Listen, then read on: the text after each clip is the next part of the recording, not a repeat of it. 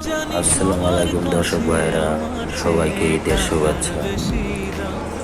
এই লেবারেরা কত কষ্ট করে রে ভাই, দেশ বিদেশ যে যেখান থেকে দেখেন না কেন ভিডিওটা। তো লেবারদের জন্য সবাই সাপোর্ট করেন, ওনাদেরকে কেউ খারাপ ভাষায় গালিগালাজ দিয়ে না রে ভাই।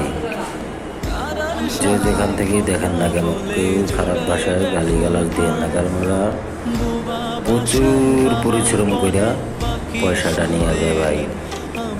এই মালটা নিয়ে যখন সিঁড়িতে বায়া বায়া উঠে তখন যে কতটা কষ্ট লাগে তারটা সেই বুঝে, যে মালটা কাঁধের উপরে নেয়, মাথার উপরে নেয়, সেই বুঝে রে ভাই কতটুকু কষ্ট।